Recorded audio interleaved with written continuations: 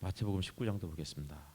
19장 13절부터 30절까지 교독하겠습니다. 제가 먼저 읽겠습니다. 그때 사람들이 예수께 어린이들을 데리고 와서 손을 얹어서 기도하여 주시기를 바랐다. 그런데 제자들이 그들을 꾸짖었다.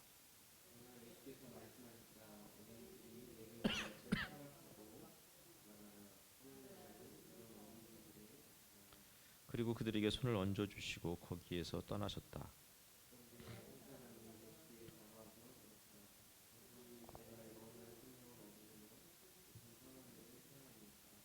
예수께서 그에게 말씀하셨다. 어찌하여 너는 나에게 선한 일을 묻느냐? 선한 분은 한 분이다. 내가 생명에 들어가기를 원하면 계명을 지켜라.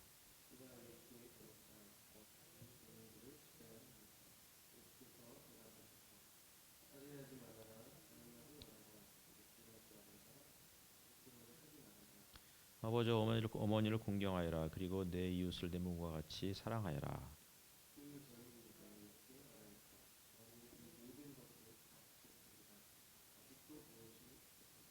예수께서 그에게 말씀하셨다. 내가 완전한 사람이 되려고 하면 가서 내 소유를 팔아서 가난한 사람에게 주어라. 그리하면 내가 하늘에서 보화를 차지하게 될 것이다. 그리고 와서 나를 따르라.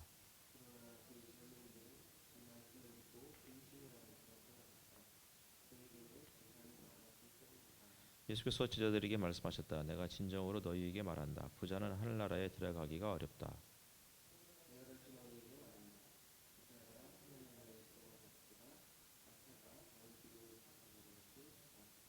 제자들이 이 말씀을 듣고 깜짝 놀라서 말하였다. 그러면 누가 구원을 얻을 수 있습니까?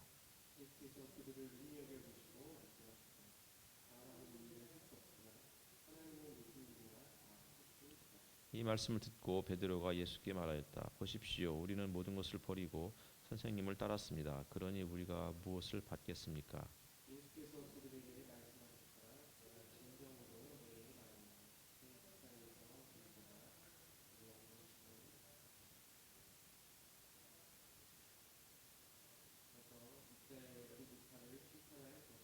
내 이름을 위하여 집이나 형제나 자매나 아버지나 어머니나 자식이나 땅을 버린 사람은 백배나 받을 것이요 또 영원한 생명을 물려받을 것이다. 같이 읽겠습니다.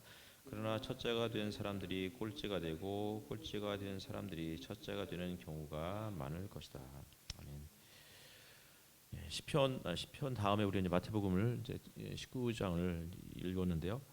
마태복음 19장에 관련돼서 바로 앞에 있는 본문을 보면 하나님 나라에 대한 이야기가 나와 있어요. 바리새파 사람들이 이제 뭐 예수께 묻는 거죠. 그래서 남편이 아내를 버려도 되느냐, 뭐 이런 쭉 얘기가 나오고 그러면서 이제 뭐 이혼 증서를 써줘야 된다 이런 얘기를 하다가 이제 그 11절에 누구나 다 이 말을 받아들이지 못한다. 다만 타고난 사람들만이 받아들인다. 모태로부터 그렇게 태어난 고자도 있고 사람이 고자로 만들어서 된 고자도 있고 또 하늘나라 때문에 스스로 고자가 된 사람도 있다. 이런 이야기가 나와요. 그러니까 하늘나라라는 단어가 여기서 이제 처음 이제 바로 앞에 이제 언급이 되는 거죠. 그러니까 하나님 나라가 도대체 뭐냐? 마태복음에는 하나님 나라보다는 보통 이제 하늘나라 혹은 천국이라는 말로 이렇게 사용을 하고 있어요. 천국이나 누가복음이나 다른 그 복음서에서의 하나님 나라는 같은 말이죠. 하나님 나라, 하늘 천자에서 이제 천국. 마태는 하나님이라는 단어 자체를 쓰는 것을 굉장히 이제 부담스러워했기 때문에 보통은 하늘나라, 천국이라는 말을 썼고 그렇게 하다 보니까 이제 종종 오해를 하게 되는 거예요. 하나님 나라는 천국이고 천국은 하늘천이니까 하늘에 있구나라고 생각하는 거예요. 근데 마태복음에서는 그런 오해를 좀 불식시키기 위해서 주기도문에서 아예 대놓고 이야기하고 있잖아요. 하나님 나라가 이 땅에 임하게 해달라고. 나라가 임하옵시며 이렇게 돼 있죠, 그렇죠? 그러니까 우리가 그쪽으로 올라가는 게 아니고 하나님의 나라가 이 땅에 이루어지기를 간절히 원하는 마음이 있는 거예요.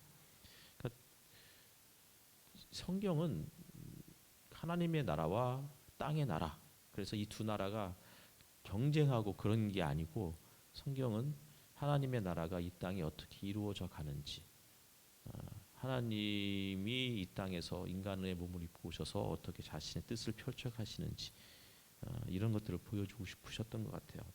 어쨌든 간에 하늘나라를 이야기하면서 갑자기 이제 예수께서 하시는 말씀이, 그러니까 예수님의 말씀을 사람들이 받아들이기 어려운 거예요. 도무지 못 받아들이겠다. 그랬더니 예수님께서 어린아이들을 데리고 와서는 그들에게 이제 기도해 주시는 거죠. 사람들이 어린아이를 데리고 왔고 제자들이 막 뭐라고 하니까 오히려 예수님은 그들을 데리고 오셔서는 기도해 주시면서 하신 말씀이 뭐였어요? 어린이들이 내게 오는 것을 허락하고 막지 말아라. 하늘나라는 이런 어린이들의 것이다. 이렇게 이야기하고 있는 거예요. 그러니까 도무지 말씀을 하나 예수님의 말씀을 받아들이지 못하는 사람들. 그러니까 우리의 생각한 상식이나 선입견들을 뒤집어 버리는 말씀들을 예수님께서 하고 계시는 거잖아요. 다 이렇게 이렇다고 하니까 사람들이 못 받아들이겠다는 거예요. 그러니까 예수님 하시는 말씀이 어린아이와 같은 사람, 이런 사람들이 하늘나라는 어린아이와 같은 그런 자들의 것이다라고 이야기하고 있는 거죠. 그럼 어린아이들은 어떤 사람들이냐면 어린아이는 받아들이는 사람인 거예요. 그러니까 어디에도 얽매이지 않고 선입견이 가장 적은 아이들이잖아요. 그래서 뭐 그 루소 같은 사람은 사람을 백지와 같은 존재에서, 물론 이제 로크가 처음에 그 얘기했지만, 그런데 어쨌든 간에 자연 상태로 돌아가서 그곳에서 함께 어우러지면 정말 그 사람은 착하게 선하게 살 수 있다, 이렇게 이야기를 하는 사람이 이제 루소였던 거죠. 그러니까 그냥 아이는 어떤 환경에 있느냐에 따라서 혹은 누구를 만나느냐에 따라서 생각이 그렇게 좀 이렇게 다듬어져 가고 형성되는 것 같아요. 그래서 아마 예수님이 하늘나라는 이 어린이의 것이다라고 이야기하는 것은, 종교 지도자들은 자신들의 생각을 가지고 하나님의 말씀, 예수 그리스도의 말씀을 그렇게 판단해서 받아들일 것을 받아들이고 그렇지 못한 것은 철저하게 거부하지만 어린이는 그렇지 않다는 거예요. 손을 얹어주면 얹어주는 대로, 그러면서 그 아이들이 것이다 이렇게 이야기하죠. 그러자 이제 바로 이어지는 내용이, 한 부자가 예수님을 또 찾아와서는 어떻게 해야 영생을 얻겠습니까? 라고 묻는 거예요. 그러니까 하늘나라는 영원한 생명을 얻는 곳이잖아요. 같은 이야기 하고 있는 거예요. 지금 이제 그러니까 다시 말하면 요게 하나의 단락으로 묶어 놓은 이유는 무슨 뜻이냐면, 하늘나라가 어린아이의 것입니다라고 예수께서 말씀하신 다음에 한 부자가 또 와서는 어떻게 해야 영생을 얻겠습니까? 영원한 생명을 얻겠습니까? 다시 말하면 어떻게 해야 하늘나라를 들어가겠습니까? 라고 하자 계명들 다 지켜라 라고 이야기를 하는 거예요. 그러자 이 사람이 다 지켰다는 거죠. 그러니까 이 부자 청년이나 바로 위에서 물어봤던 바리새인이나 사실은 크게 다르지 않은 사람인 거예요. 다 지켜라. 바리새인도 우리가 다 지키고 있다. 누구보다도 율법을 뭐 잘 지키는 사람들이었잖아요. 그 율법을 잘 지키고 있습니다 라고 하자 예수께서 너에게 오히려 한 가지 부족한 것이 있다 그러면서 하셨던 말씀이, 네가 완전한 사람이 되려고 하면 내 소유를 다 팔아서 가난한 사람들에게 주고 나를 따라라, 뭐 이렇게 이야기하고 있는 거죠. 그러자 이 사람이 이제 근심하면서 떠나는 거예요. 그러니까 바리새인이든 부자 청년이든 영원한 생명을 혹은 예수 그리스도의 말씀, 하늘나라를 받아들이는 데 있어서 한계가 있는 거예요. 그런데 어린이는 어떤 사람이에요? 부자가 아니에요. 어린이는 성경에 대해서도 잘 몰라요. 그리고 자기의 생각도 그렇게 강하지 않아요. 그래서 이렇게 잘 이야기하면 그런 뜻이군요 하고 좀 잘 받아들이는 거예요. 다시 말하면 무비판적으로 성경을 받아들이라는 뜻이 아니에요. 뭐 요새 뭐 넷플릭스에 뭐 나는 신이다 그것 때문에 난리가 났잖아요. 연일 막 그 언론에서 그 이야기를 다루고 있어요. 거기에 있는 뭐 교주들도 정말 악하지만 때로는 왜 저 많은 사람들이, 저 똑똑한 사람들이 저기 가서 저렇게 휘둘렸을까, 좀 그게 좀 안타깝다는 생각이 들어요. 그러니까 무비판적으로 받아들였기 때문에 그런 거죠. 물론 사람은 충분히 그럴 수 있어요. 누구나 마찬가지예요. 그곳에 가면 그렇게 돼요. 그럴 가능성이 높은 거예요. 어디에 속했느냐에 따라서 달리 보이는 거죠. 항상 세상이. 어쨌든 간에 무비판적으로 받아들이라는 뜻이 아니고 하나님의 말씀이다라고 하는, 이게 분명히 예수께서 말씀하셨으니까 하나님의 말씀인데, 그렇다면 이것을 받아들여야 되는 거예요. 그런데 종교 지도자들이든 혹은 부자 청년이든 못 받아들이겠다고 하고 떠나버리는 거죠. 그러자 예수님이 부자는 하늘나라에 들어가기가 낙타가 바늘귀에 들어가는 것보다 어렵다라고 말씀하고 있는 거죠. 그러니까 하늘나라에 들어가기 어려운 사람, 종교 지도자들, 돈이 많은 사람들, 그럼 하나님 나라에 들어가기 쉬운 사람들은 어떤 사람들이 있어요? 어린애와 같은 연약한 사람들인 거예요. 그러니까 버릴 게 별로 없는 사람들. 내가 갖고 있는 지식, 선 지식이죠. 이런 게 별로 없는 사람. 내가 가지고 있는 재물이 별로 없는 사람. 가난한 사람들이겠죠. 이런 사람들이 하나님 나라를 받아들이기가 훨씬 쉽다는 거예요. 그래서 실질적으로 초대교회에는 대부분 가난하고 못 배운 사람들이 교회 안으로 몰려들기 시작했었던 게 그게 어쩌면 이런 말씀을 통해서 또 큰 그 사람들이 위로를 받았을지도 모르겠어요. 그러면서 아까 읽었던 그 하늘나라를 위해서 스스로 고자가 된 사람도 있다라고 했잖아요. 이게 마치 그런 의미인 거죠. 스스로 하나님 나라를 위해서 결혼을 포기한 사람들, 스스로 하나님 나라를 위해서 자기의 재물을 포기한 사람들, 스스로 하나님 나라를 위해서 자기의 가족을 포기한 사람들. 성경에 그런 사람들 있잖아요. 가장 대표적인 사람이 바나바 같은 사람이죠. 땅이 있었지만 자기 교회 공동체를 위해서 그 교회에 모여있던 사람들을 위해서 자기 땅을 팔아서 다 나눠주고 그리고 그냥 한 교회 멤버가 된 바나바 같은 사람. 어떤 사람은 아예 결혼을 하지 않고 평생 복음을 전하다가 그러다가 또 하나님께 불림받은 사람도 있을 거라고요. 그러니까 하나님 나라는 그와 같은 거예요. 우리 지난 2주째 했던 설교 그 본문이 그거였잖아요. 그 마태복음 13장. 하늘나라는 이와 같다. 그러면서 값진 보화를 발견한 그 장수와 같다. 장사하는 사람과 같다. 이렇게 얘기하고 있잖아요. 상인과 같다고. 그래서 그 사람은 그것을 발견하자마자 모든 것을 다 팔아서 그 보화를 샀다. 결국은 하나님 나라는 자기 인생 전체를 맞바꾸는 거예요. 그러자 베드로가 어떻게 그럴 수 있느냐 그러다가 이제 묻는 게 우리는 다 버리고 주님을 따랐습니다.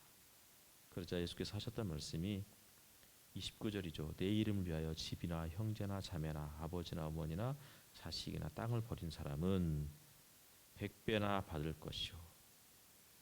근데 이제 다른 성경에서는 이생에서가 됐어요. 이생에서. 그러니까 예수님은 죽어서 천국 가면 다 이렇게 받을 것을 이렇게 말씀하시는 게 아니고 이생에서 그렇게 이야기하고. 그러니까 기독교는 사후의 내세관을 강조하기 위한 종교가 아닌 거예요. 기독교는 이 땅에서 살아가는 자들의 삶의 모습인 거예요. 그럼 우리가 언제쯤 받을까요? 저는 수요성경 공부에도 말씀드렸지만 결국은 그것은 하나님 나라 공동체에서 내가 버린 가족 대신 새로운 가족을 훨씬 더 많은 가족을 얻은 거죠. 내가 내 재물을 포기했는데 오히려 우리의 것이 더 많아진 거잖아요. 그러니까 누군가가 그런 얘기를 하더라고요. 그러니까 자기가 교회를 다니면서 교회에서 누군가가 자신을 이렇게 도와주었더니 사실은 그런 걸 상상도 해본 적이 없다고 그러더라고요. 어떻게 교회에서 내가 도움 받을 수 있을까? 교회는 내가 헌금하는 곳이지 교회가 어떻게 저를 도와주냐고. 그럴 수 없다라고 처음에는 상상도 못했는데 그게 얼마 되지도 않은 우리 교회가 작고 하니까 뭐 많이 줄 수는 없지만 그래도 네가 조금 공부하는데 좀 보탬이 됐으면 좋겠다라고 했더니 그것에 대해서 이제 깜짝 놀라면서 어떻게 그럴 수 있느냐고. 근데 그럴 수 있는 거죠. 많은 것을 주지는 못하지만 함께 나눌 수 있는 그러한 공동체가 된다면 그게 하나님의 나라의 모습이 아닐까. 그렇다면 그것은 곧 영원한 생명을 물려받는 거예요. 마태복음은 100배나 받을 것이고 영원한 생명을 물려받을 것이다. 이렇게 이야기를 하고 있죠. 그러니까 죽어서 가는 나라 가보셨어요? 아직 아무도 안 가보셨잖아요.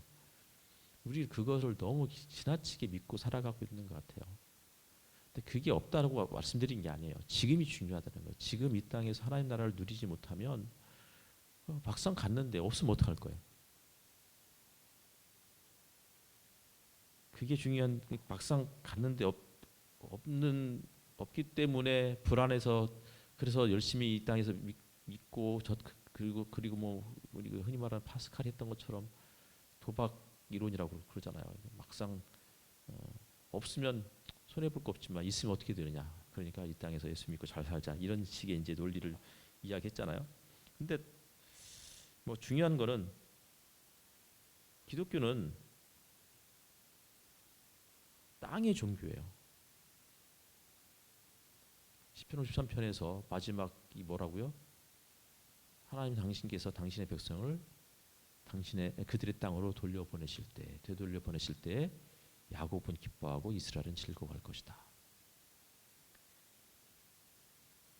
성경은 처음부터 땅에 대해서 이야기하고 있어요. 에덴을 만드셨고 땅을 만드셨고 자기 백성을 땅에 심으셨고 그러자 다른 백성들이 와서 그 땅에서 뿌리 뽑아갖고 다른 땅에 심었더니 다시 하나님 또 그들을 다시 또 돌려보내셨고 온유한 자는 땅을 기업으로 물려받을 것이고 그 말은 이 현실이 얼마나 중요한지를 이야기하고 있는 거라고요. 그래서 뭐 이런 얘기를 안 하려고 하지만 어쩔 수 없이 해야 되는데 니체가 대지에 충실하라 이런 이야기를 하고 있는 거라고요. 전도서가 그런 내용이었잖아요. 그냥 이 땅에서 살아가면서 어떻게 하면 즐겁게 만족하며 살아갈 수 있는지 하나님께서 굽게 하신 것을 사람이 펼 수 없다고 하면 그게 운명이라고 하면 이 주어진 운명을 그냥 받아들이고 어쩔 수 없이 살아가라 숙명론적으로 살아가 그런 뜻이 아니에요. 주어진 운명을 사랑하라는 것은 내 삶을 이게 내 벗어날 수 없다 그러면 내 삶을 최대한 이 안에서 행복하게 만들기 위해서 가꾸어 가는 거예요.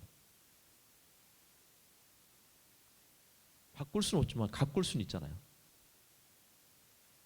최대한 하나님께서 우리에게 허락하신 것 그것을 뭐 니체는 영원 회귀다 뭐 이렇게 이야기를 해요. 벗어날 수 없는 거예요. 하지만 벗어날 수 없지만 어떻게 해요?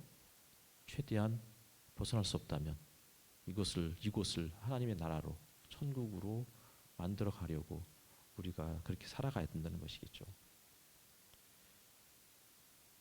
그러면서 30절 말씀에 첫째가 된 사람이 꼴찌가 되고 꼴찌가 된 사람이 첫째가 되는 경우가 많을 것이다.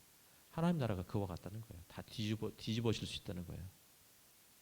모든 것을 버린 사람이 100배나 받고 목숨을 버린 사람이 영원한 생명을 얻고 재산을 버린 사람이 더 부유해지고 그리고 그렇지 않은 사람들은 다 쫓겨날 것이고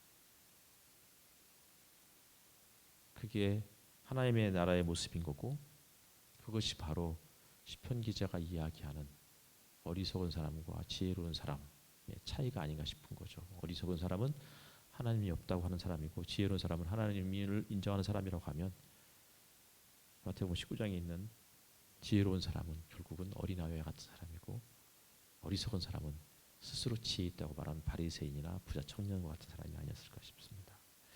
잠시 기도 함께 드리도록 하겠습니다.